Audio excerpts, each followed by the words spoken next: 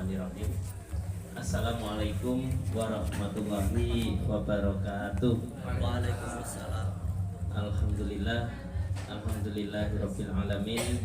Wa bihi nasta'inu ala dunya waddin wa ala alihi wa sahbihi rasulillahi ajma'in.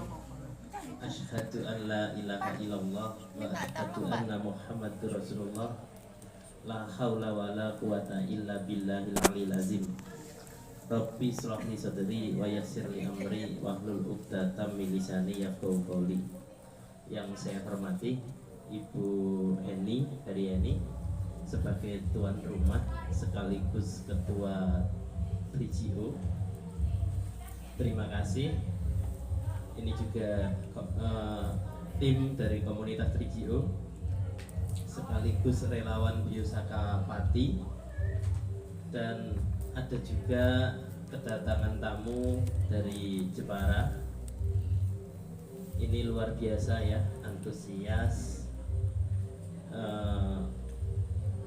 di luar dari apa ya, kegelisahan, kesulitan yang kita hadapi bersama sebagai petani. Alhamdulillah ada semangat, mudah-mudahan semangatnya terus terjaga. Bapak Ibu semua yang saya hormati, saya sebenarnya tidak pernah mempermasalahkan bagaimana lika-likunya sebuah gerakan, ya kan? Tapi saya percaya inna ma'al usri yusra fa inna ma'al usri yusra. Jadi kalau terjadi sesuatu tidak usah galau atau Bu. Ya, jadi dulu kalau saya sering seminar, ya, saya 2 tahun itu pokoknya sering ngisi seminar. Itu di situ ada moto yang saya tulis itu menagih janji Allah. Benar ini, langsung di situ tuh, menagih janji Allah. Pokoknya kalau niat kita baik, itu pasti dimudahkan dengan cara yang baik. Kalau kita orang baik, pasti ditemukan juga dengan orang-orang yang baik pula. Nah, kalau yang menurut kita baik dari kita itu hilang, lah Allah janjinya kan akan digantikan dengan yang jauh lebih baik. Artinya ketika amin. Yang hilang, nggih ya, ngoten niku Pak. Amin amin. Lah itu kan janji Allah. Itu semua ayat, itu semua pasal. Nah, yang mau tidak mau, suka tidak suka harus kita yakini.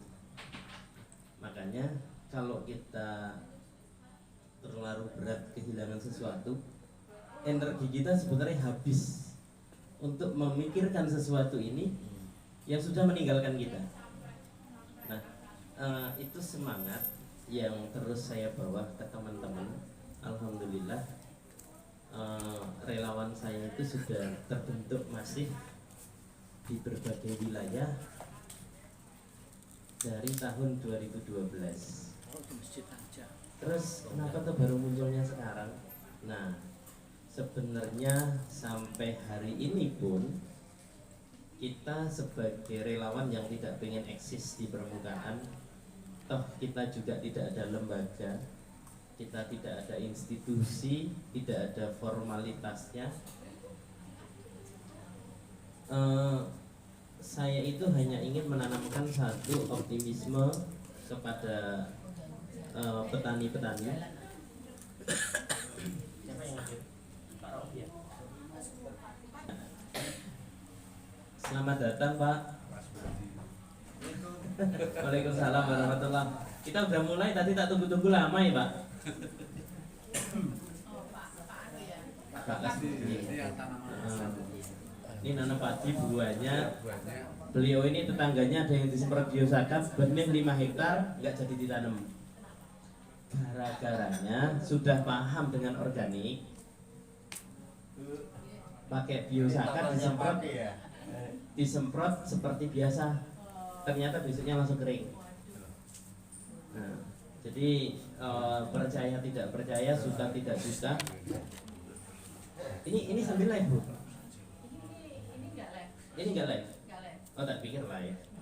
Mana tak bagus-bagusin. Ini nggak live monggo. Oke. Kalau saya sudah begini berarti live Oke, Tengah live kok. mana rada hati-hati, Pak. Gue. Nek live itu kesenian Siti bahaya. Iki musim kampanye, padahal aku gak nyalon nih. Nah, masalahnya saya itu kemana-mana ngumpulkan massa, dikira kampanye. Itu nomor urut yang mana, calon mana, ngono. Ada yang kayak gitu toh. Nah, karena bagiannya gratisan itu kan musim kampanye. Baik, Bapak Ibu semua, ya. Saya berterima kasih atas kesempatan, atas kepercayaan, dan saya percaya Bapak Ibu semua untuk bisa mendengar, untuk bisa memahami, apalagi sampai pada mau menyebarkan biosaka. Itu bukan atas kehendak saya, ya toh. Ini saya yakin karena memang momentum kejadian, ya saya anggap ini skenario yang sudah diatur oleh Allah, ya, skenario Tuhan yang mudah-mudahan memang momentum untuk bagaimana kita ini mencapai, memahami dan menemukan satu solusinya dari permasalahan pertanian kita. Ada tamu lagi? Monggo. Waalaikumsalam warahmatullahi wabarakatuh. Oke, monggo. Ya asik. Monggo. Saya dulu lama loh penelitian di tempat sampah, harus dinikmati. Monggo. Pokoknya ini tadi enak banget. Saya habis, Pak. Jadi kabar baiknya Bapak Ibu, biosaka sudah ada di seluruh provinsi. Bahkan Papua itu biosaka sudah sampai di Sorong. Orang-orang Papua asli itu sudah menggunakan biosaka di Sorong, ya. Terus sudah sampai di ujung paling barat Kalimantan, perbatasan Malaysia dekat Badau itu sudah, Kapuas Hulu itu sudah pakai biosaka. Saya datang ke sana, saya ketemunya bukan orang-orang yang petani Jawa, dan saya ketemunya petani-petani lokal yang suku Dayak. Saya pakai tanya, gimana biosaka? Bagus. Sama yang sebelumnya, wah bisa dilihat deh. Kalau orang nggak percaya biosaka, wis pokoknya macam-macam lah. Saya cuma nanya gimana biosaka. Mereka yang testimoni sendiri, marah-marah sendiri. Nah, emosional itu saya dapatkan setelah mereka itu sudah menggunakan biosaka dan membuktikan hasilnya. Ini di Kalimantan. Kalau selama ini, wah biosaka di Jawa biasa, Pulau Jawa kan subur, kata orang di luar Pulau Jawa. Nah, sekarang di Kalimantan, itu SPD Kalimantan Barat. Loh, ini bukan di Jawa. Ini di Kalimantan. Pulau Kalimantan. Anakan padi lokal, kita jangan mau kalah. Anakan padi lokal, Pak, yang dipakai biosaka itu bisa di atas 20. Padahal biasanya cuma 10, 15, wis paling banyak. Disemprot biosaka itu bisa di atas 20 sampai 25. Terus yang jadi bonusnya lagi, nek padi lokal di sana nggak dipupuk. Ini oleh-oleh dari Kalimantan, ya. Karena saya perjalanan dari sana 2 minggu di Kalimantan. Pertama di Kalimantan Selatan. Kalimantan Selatan ini ragu-ragu, karena memang penyuluhnya masih takut-takut. Nah, tapi ada beberapa wilayah yang sudah bagus biosakanya. Tapi kalau Kalimantan Barat ini sebagai pusat simbol Katulistiwa, ada tugu Katulistiwa di sana, cukup menarik. Di tengah kota Pontianak itu ada komunitas China ya, petani yang dia sudah menggunakan biosaka, yang awalnya itu mereka keras, mana mungkin. Nah, mana mungkinnya ini? Monggo Pak. Nah, ini luar biasa. Ini kita mau lelean sampai jam berapa Pak? Jam 1 ah. Ayo. Baru sore kok. Persiapan. Sing penting ana kopine ngono iki. Lagi. Kita sanggung Pak Kades ya. Nek saya mudah-mudahan tadi dikhawatirkan Pak Aris dong. Mudah-mudahan nggak apa-apa. Udah live dong. Oke. Nah, Bapak Ibu semua ya, Biosaka sampai hari ini dari awal pertama muncul dianggap kontroversi. Terus dari awal pertama muncul dianggap sebagai pengalihan isu. Tapi nek pengalihan isu biasanya sebulan 2 bulan lewat. Nek pengalihan isu sudah hampir 3 tahun, itu masa isu sampai membawa arus gitu ya. Ini bukan menjadi pengalihan isu, kayaknya menjadi isu besar. Alhamdulillah dalam waktu 1 minggu kemarin, ini informasi ya, selama saya di Kalimantan itu Blitter itu digeruduk sama peneliti BRIN selama 1 minggu, mulai dari hari Senin sampai hari Sabtu. Hasilnya bagaimana? Saya belum tahu karena nggak ada ngabarin saya petani-petani. Nah, tetapi menurut petani, menurut yang diceritakan oleh petani, semua petani yang diinterogasi, yang diwawancarai tentang bagaimana dampak dan bagaimana manfaat serta untung ruginya menggunakan Biosaka, mereka melaporkan semuanya positif. Mudah-mudahan seperti apa yang kita harapkan, yang juga kita laporkan di Pati. Nah, pertanyaannya bukan tentang siapa yang lebih baik. Ini teknologi bukan ngomong siapa yang lebih baik. Semua yang dikatakan sebagai, apalagi sempat muncul, dikenal oleh masyarakat, saya yakin semuanya juga baik. Sampai ada yang murah, ada yang sangat mahal, saya yakin semuanya nggak ada yang jelek. Tetapi ya, kenapa Biosaka ini saya sampaikan keilmuannya seutuhnya, saya berikan begitu saja ke semua petani.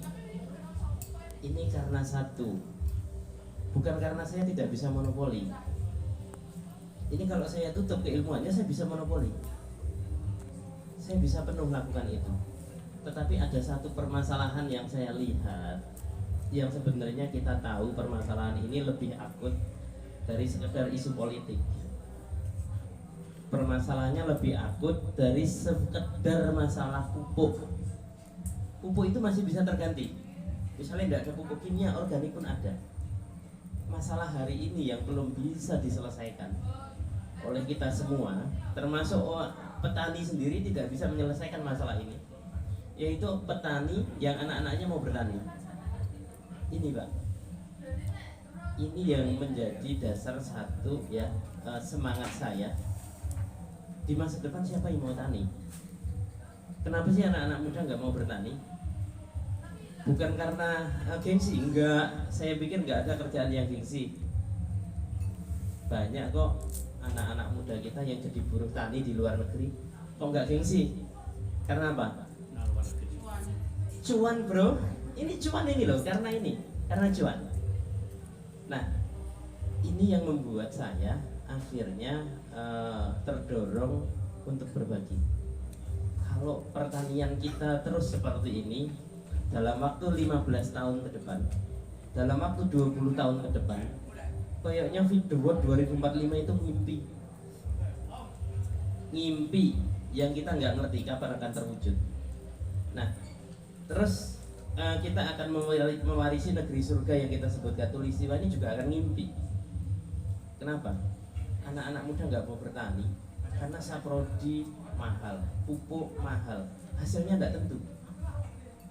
Jangan ngomong pupuk ada, pupuk nggak ada pun yang penting harganya ada, itu aman. Tetapi itu juga belum mungkin. Satu-satunya cara yang bisa kita tempuh bukan mana yang lebih baik, semua sama-sama baik, tetapi bagaimana kita menciptakan sarana produksi pertanian itu yang semurah mungkin, Sehingga berapapun yang dihasilkan petani, itu petani punya pendapatan. Wah, ini jauh juga ini. Iya. Langsung saja. Ya, ini luar biasa.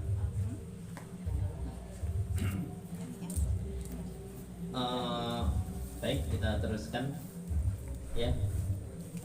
Jadi masalah kita Bapak Ibu hari ini ada lebih kurang sekitar 40 juta petani, dan hampir 50% bahkan lebih dari 50% itu usianya apa?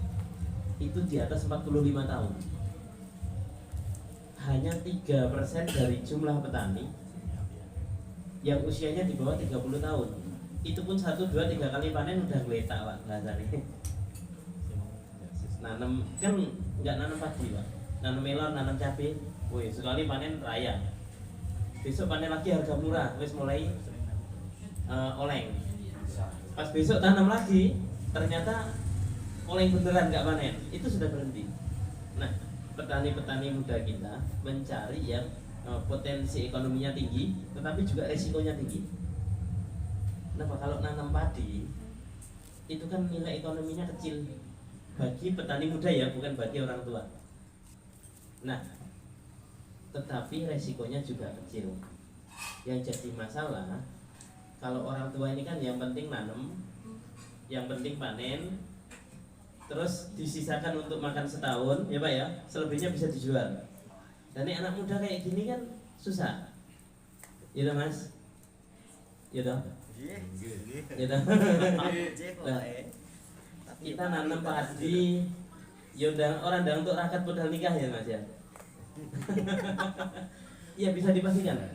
Padi 1 hektar itu dikalahkan sayur 1.200 sampai 2.000 meter. Pertanyaannya satu, ketika orang anak-anak muda nggak mau nanam padi, apa ya kita bisa makan sayur dong? Ketika semua nanam misalnya holti, apa ya kok harganya bakal mahal? Wong nek over gitu ya susah toh buangnya untuk buang ke pasar aja, pasar nggak nampung.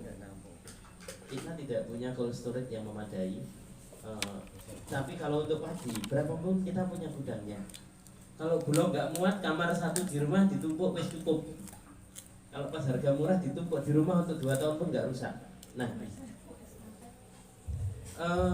mungkin biosaka bukan yang paling bagus, tetapi biosaka menjadi salah satu solusi karena biayanya 0 rupiah.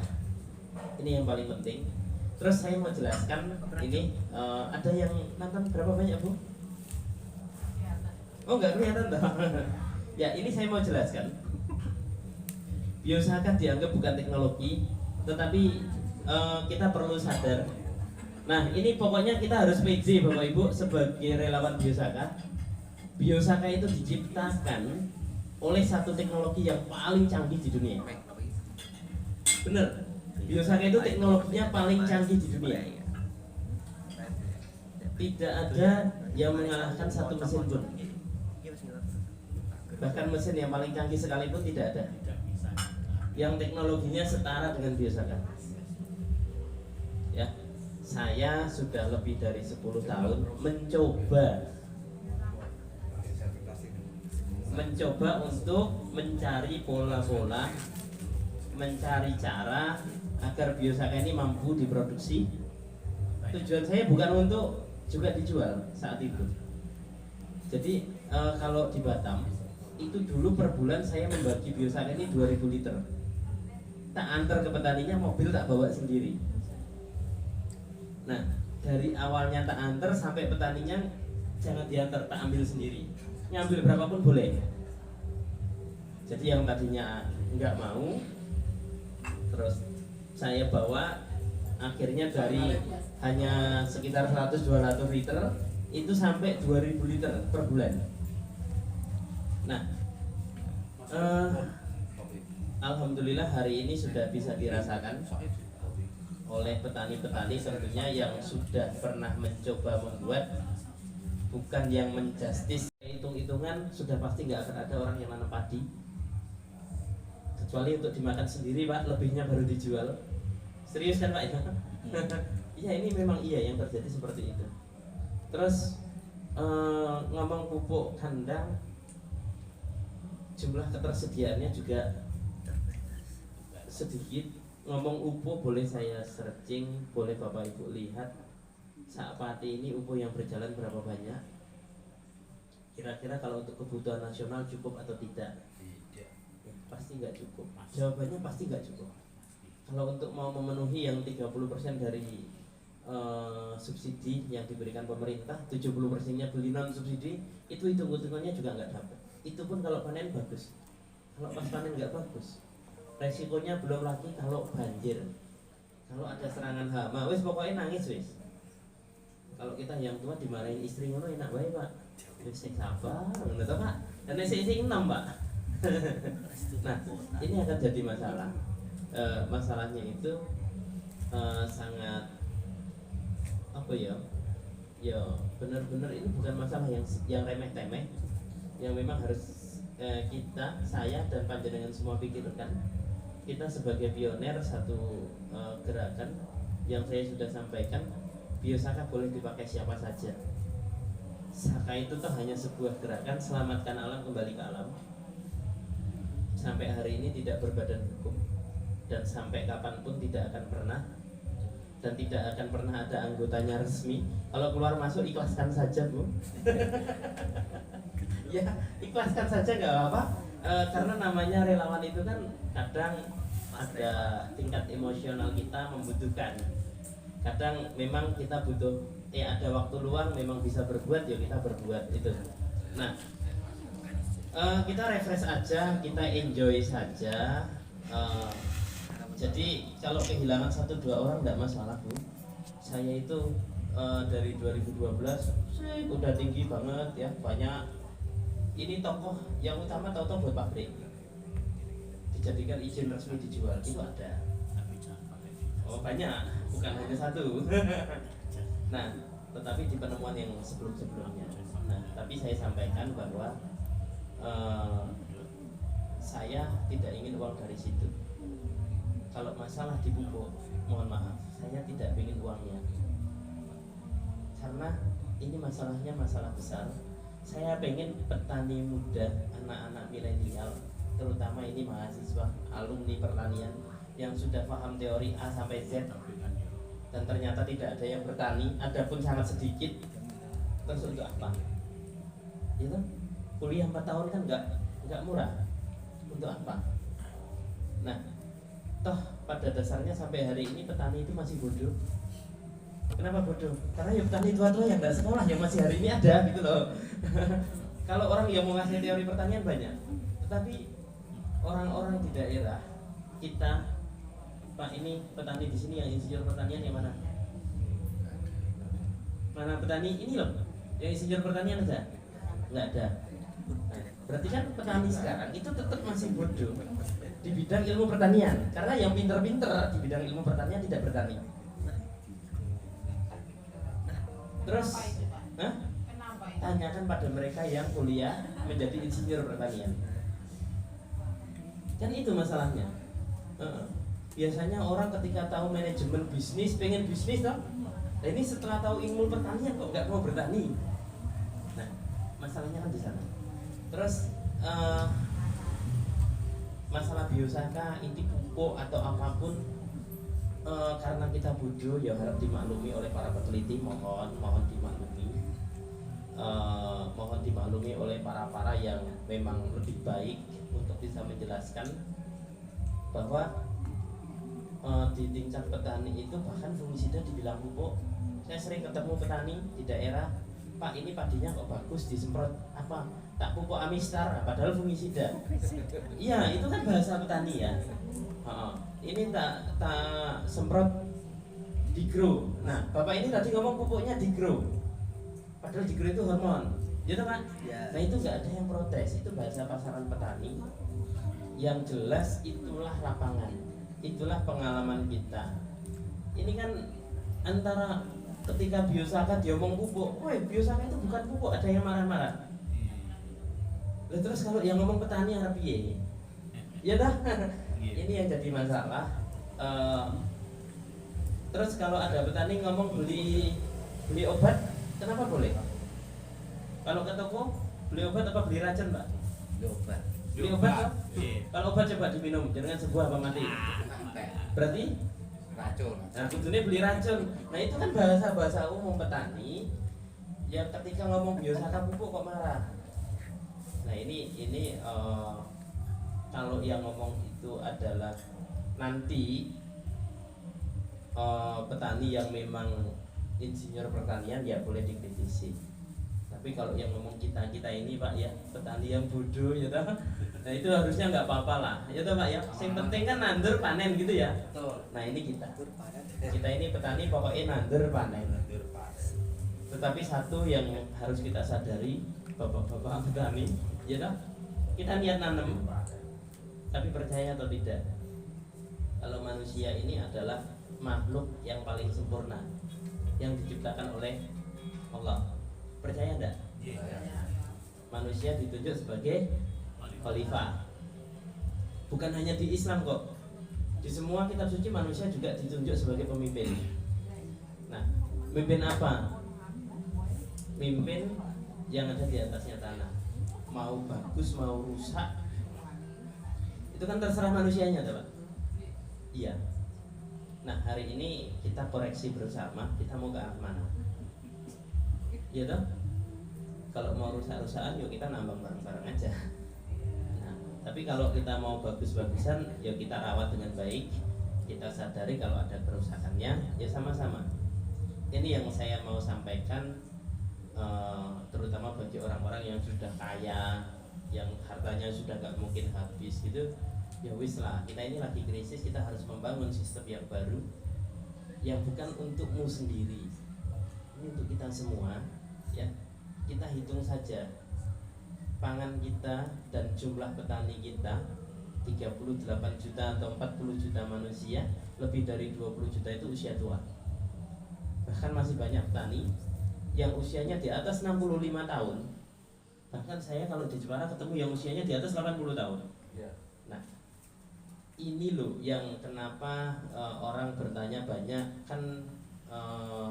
Saya meneliti katanya lama, menemukan biosaka waktu lama, biayanya sudah pasti bukan sedikit kok gak dijual. Ini bukan karena butuh uang atau tidak, ini karena kondisi yang mau tidak mau menggugah batin kita. Itu yang harus kita sikapi, bukan karena ini mengganggu atau tidak. Sering disampaikan bukan dalam satu forum ini saja, dunia sedang tidak baik-baik saja. Itu kan semua orang yang lagi ngomong itu. Orang ateis pun, peneliti di luar sana pun sudah ngomong dunia mau kiamat kalau nggak kita antisipasi. Nah ini orang yang nggak percaya Tuhan aja sudah mulai ngomong itu. Dunia itu usianya bisa dihitung, umur matahari bisa dihitung. Tinggal sekian tahun lagi, sekian puluh tahun depan itu kalau kita nggak antisipasi suhu bumi meningkat. Kita Katulistiwa punya peran penting. Ini yang pertama. Terus pangan itu kan juga suhunya kita tata misalnya, tapi yang tanam padi nggak ada. Kita mau makan apa? Ini yang mau saya sampaikan. Kira-kira 1 triliun dengan sepiring nasi lebih berharga mana kalau hanya 1 piring nasi itu adanya? Gitu Pak. Kalau ada orang punya 1 triliun, terus hanya satu-satunya orang yang punya pangan, kira-kira sepiring nasi dijual 100 juta pun akan dibeli. Percaya enggak? 1 triliun ini hanya butuh hitungan mungkin kurang dari 100 hari bisa habis. Enggak, kamu kalau enggak makan, kamu mati. Kamu berat 1 triliun itu atau pengen yang 1 piring ini? Tapi 1 piring ini harganya 100 juta. Kira-kira wis aku mati bareng 1 triliun atau mending 100 juta aku beli 1 piring. Nah, ini pertanyaan-pertanyaan yang harusnya menjadi satu dasar gerakan kita agar Indonesia ini benar-benar bisa mencapai feed the world. Lumbung pangan dunia harusnya bisa kita sampai. harusnya bisa kita wujudkan asalkan ada generasi petaninya. Dunia itu sebenarnya pertaniannya dikuasai Indonesia hari ini. Percaya enggak Pak? Tuh. Dunia itu pertaniannya dikuasai orang Indonesia hari ini. Mereka itu hanya menguasai alat-alatnya, alat tanam sama alat panen. Kira-kira kalau merawat bisa nggak pakai alat? Tetap butuh buruh tani dong. Nah rata-rata buruh tani yang ada di luar negeri itu orang mana?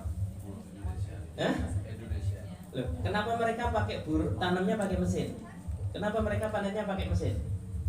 Kenapa? Karena nggak ada yang buruh tani mau ngarit, nggak ada yang buruh ngurit nandur, ya toh Pak? Karena nggak ada.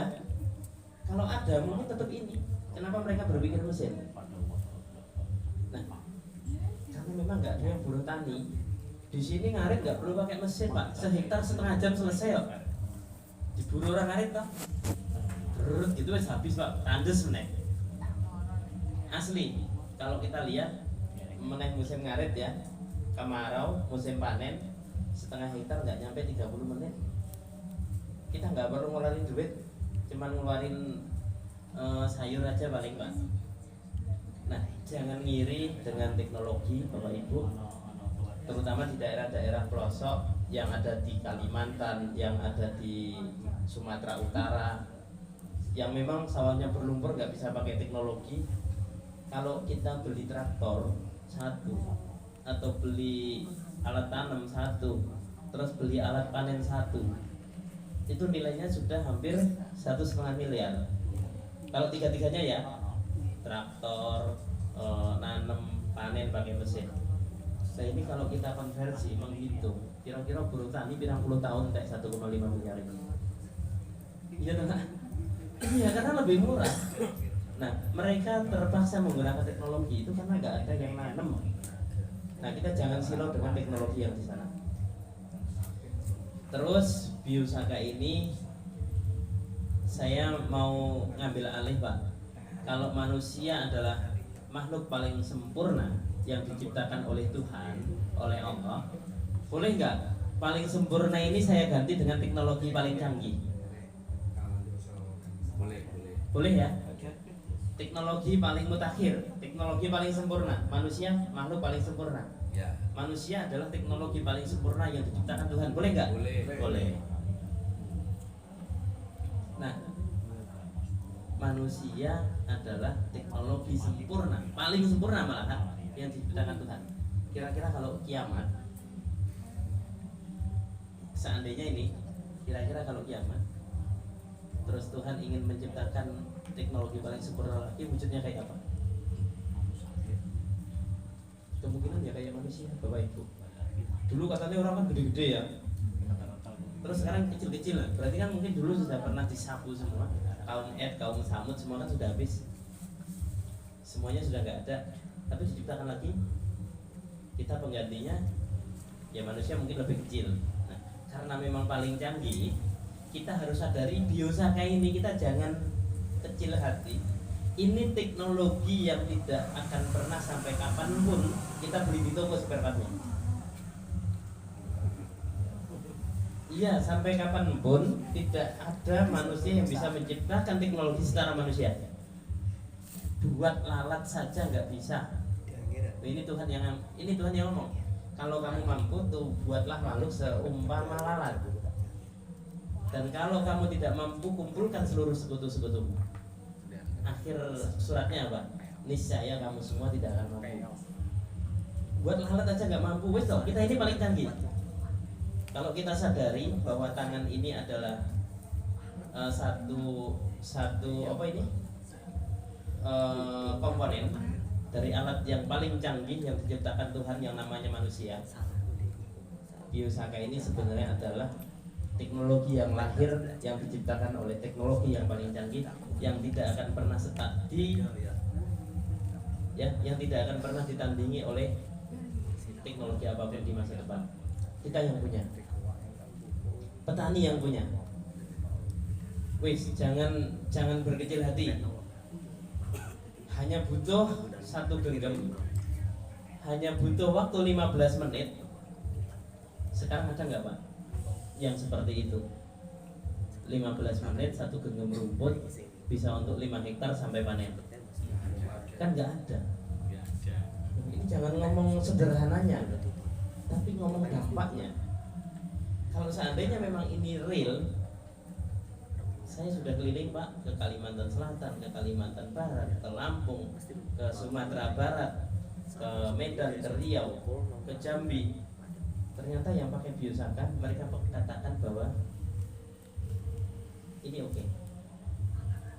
Mudah-mudahan ini gerakannya tetap gerakan kesadaran sehingga biosaka bukan menjadi satu produk tetapi menjadi satu budaya baru.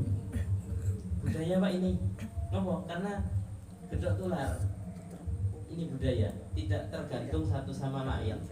Untuk menyikapi apa?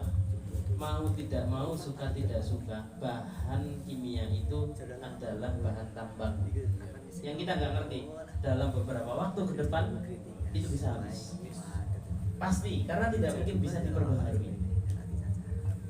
Nah, justru biosaka ini menciptakan solusi, bukan malah ini jadi polusi.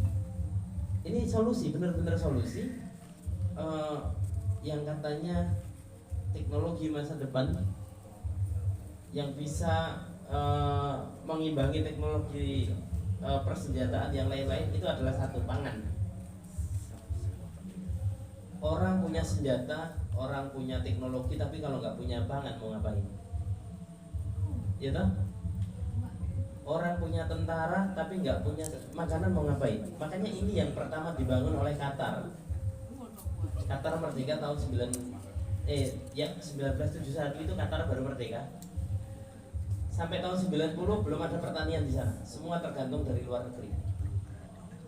Tahun 91 mulai ditemukanlah sumur dalam. Kayaknya juga dari dukun-dukunnya orang Indonesia, Pak. Kayaknya loh ya.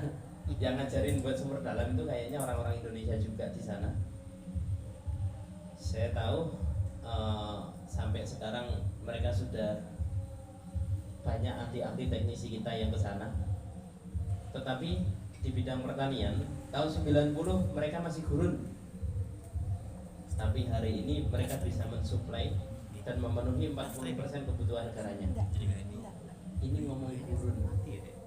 Kita nggak usah ngomong Israel lah. Israel sekarang salah satu tempat yang menjadi tempat perkembangan teknologi pertanian yang paling maju katanya di Timur Tengah.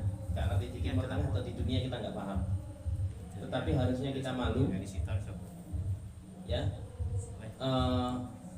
Ketika di Katulistiwa, terutama kemarin saya ke Kalimantan Barat, ada Tugu Katulistiwa. Nah ini mungkin renungan juga bagi para ahli. Di Tugu Katulistiwa itu pupuknya tabur. Di Pontianak ada simbol Katulistiwa, katanya pusat kesuburan, tapi pupuknya masih tabur. Sementara di Timur Tengah itu pupuknya tetes. Ya sistem pertaniannya tetes. Ini ada apa? Ya toh? Nah, mungkin kita harus mulai bergerak bersama untuk menyadari tentang bagaimana kita menambah dan memperbaiki sistem pertanian kita agar sumber daya manusia milenial terutama, apalagi Gen Z, itu untuk tertarik dengan biosaka, bukan nanamnya di handphone. Soalnya sekarang nanam padi itu di handphone, main game. Ya toh, main nanam padi nanti panen dapat poin gitu toh. Sekarang main nanam padinya di handphone loh. Nah, toh pertanian tidak segampang itu. Tetapi satu Bapak Ibu, guru terbaik itu siapa? Hah? Oh iya. Kalau guru terbaik itu adalah pengalaman. Kenapa bukan profesor, Pak? Belum tentu ketemu profesor. Oh, belum tentu ketemu profesor. Berarti yang menonton Bapak Ibu di sini, guru terbaik adalah pengalaman. Terus kalau guru terbaik adalah pengalaman, saya mau tanya, siswa terbaik adalah yang dilahirkan oleh guru terbaik. Berarti manusia terbaik adalah yang dibentuk oleh siapa? Yang dibentuk oleh pengalaman. Nah, ini sama-sama kita sadari. Kita petani di lapangan itu pengalaman. Jangan bodoh, Pak. tidak ada petani yang bodoh. Kalau standarnya guru terbaiknya adalah pengalaman. Jadi ini power kita. Terus harusnya berkolaborasi dengan para ahli untuk menuliskan pengalaman-pengalaman kita. Jangan dianggap bahwa apa yang di lapangan, apa yang kita lakukan itu tidak ilmiah. Ilmiah adalah kebenaran. Kalau ilmiah itu harus dituliskan, silakan dituliskan dengan banyak pengalaman yang kita lakukan. Itu saja sebenarnya. Nah, hari ini saya rada sedikit dalam materinya, karena ini perlu memang saya sampaikan. Saya tidak mungkin bergerak sendiri. Nah, dengan kedatangan tim dari BRIN kemarin ke Blitar selama 1 minggu, mudah-mudahan membawa dampak positif. Dan petani di Blitar sudah banyak bercerita tentang perjalanan biosaka di sana, tentang bagaimana dampaknya, mungkin juga bercerita tentang saya. Dan kalau mencari rumah saya di Blitar, ya petani Blitar tidak ada yang tahu. Jadi ini murni tidak ada keinginan untuk eksistensi. Toh kalau ini nanti biosaka sudah sampai di petani, sudah selesai. Mungkin saya akan berprofesi yang lain, ya toh. Yang saya pikir apapun profesi kita sebagai manusia tetap butuh pangan. Wis mau bisa gajinya 30 juta, 50 juta, 100 juta, 200 juta, tetap butuhnya nasi. Enggak bisa, tetap butuhnya pangan yang setiap hari diproduksi oleh petani. Yang sayangnya hari ini anak-anak petani tidak boleh jadi petani oleh orang tuanya, atau setelah jadi petani, setelah pengen jadi petani, dia sudah kehilangan kesempatan. Biar duwe sawah wis kadung didoleh nyalon PNS, gak dadi sidane. Ya dah. Ya, meskipun PNS tidak mengeluarkan uang, tapi ada orang-orang yang tertipu begitu, Pak. Ya dah, Pak. Satu gerakan kesadaran untuk apa? Iqra itu membaca kemampuan, membaca peluang, membaca semua potensi yang ada di sekitar kita, yang sebenarnya sudah menunjukkan bahwa pertanian kita ini kalau bakal tanahnya subur, itu kira-kira masih butuh pupuk enggak sih? Kalau butuh pupuk seberapa? Nah, tujuan saya itu bukan menghilangkan pupuk, tetapi kalau mau butuh pupuk kan sekarang hanya 30%. Dan komoditi yang lain apa tidak mau panen, kan butuh panen juga. Ini bisa jadi krisis di bawah gara-gara pupuk. Kalau toh nggak ada pupuk dan nggak ada pengganti, pupuk organik itu nanti bisa jadi juga orang krisis di bawah. Gara-gara rebutan telecom bisa belutan, Pak. Ya bisa loh, Pak ya. Pupuk longkot pupuk nggak ada. Telecom bisa DDI lah, ada dhisik, kan perang bener, Pak ini. Masalahnya bukan karena rebutan apa-apa, hal sepele, rebutan telecom misalnya gitu. Nah, karena mau tidak mau, gara-gara PMK kemarin banyak juga yang trauma untuk pelihara lagi sapi, untuk pelihara lagi, COVID kita kena isu harga sapi anjlok.